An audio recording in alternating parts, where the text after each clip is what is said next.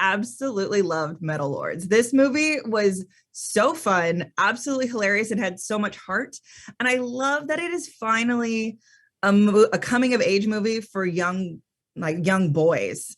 Because I feel like a lot of those really follow like a female perspective. And I was trying to rack my brain on the last one. I was like, what, like Sandlot, Stand By Me, things like that. And I loved that this followed two best guy friends. Like you guys all look kind of like perplexed at that. I'm like, yeah, and like it's very different. Did you find it to be different than other coming of age stories that you have seen? Yeah, it's louder. Oh, sorry, go on. It's louder, you said. Louder. Yeah. It's louder for sure. Absolutely, Adrian. How do you feel? I'll direct this to you. How do you feel that it depicted kids in school right now and like kids growing up today? Do you think it depicts it pretty accurately?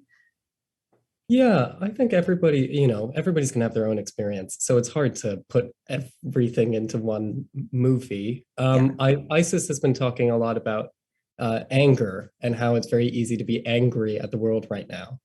And I think that's to me, it's a very angry movie, which is balanced with a lot of love, because maybe those go hand in hand sometimes. But I think that's a nice trait the movie has.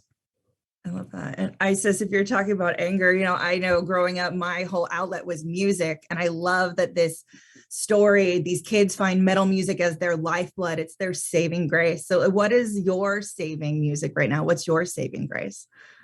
As in music, you mean? Yeah.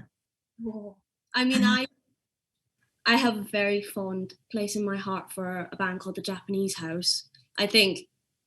I don't know, their music is really emotional for me. It just touches me, like it's very special. And I've liked them for a very long time, so every song I listen to will remind me of a point in my life or whatever, Yeah, they're like my saving grace.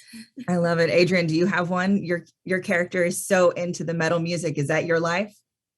No, I'm not such a big metalhead. I listen to a lot of Nick Drake and Adrian Lenker. It's quite far from that. Yeah. But yeah, that's what I'm. Yeah. What about you, Jaeden? Right now, it's got to be James Blake. I'm in love with him. Frank Ocean. Yeah, these are people I always go back to. I love that. And Jaeden, what for you about this movie is something that you hope people relate to and take from it when watching it? What you were talking about before too with boys and angst, and there's a lot of complexities to within any friendship, but specifically this one. There's like a odd balance, or not, there's no balance of power, and I don't know, I think on one side we have someone who needed to become stronger and tougher, and then on the other side we had someone who had to become softer and more understanding. So I think it's about that, and finding a place in the middle where we can be kind to one another, but also not too malleable. Mm-hmm. That makes sense.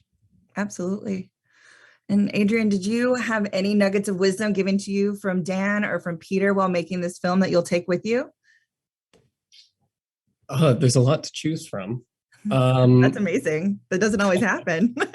No, smart people, generous people. Pete said something to me one day, which I found interesting. I still don't even fully know how I feel about it, but he said, if you finish the day and you feel the way that maybe your character would feel after having done the scenes that you did that day, that probably means you did a good job. And I spent a lot of Metal Lords feeling a bit anxious. And it was nobody's fault. It was my first job, and it was a bit stressful. And in hindsight, I wonder if some of that was just that it signed that Hunter was quite an anxious character. And his body's so tense all the time. But I don't know. I thought that was an interesting thing, which Pete was talking about, which I'm going to bear in mind. I love that. Amazing. Well, thank you guys so much for your time today. And I hope everyone checks out Metal Lords on Netflix.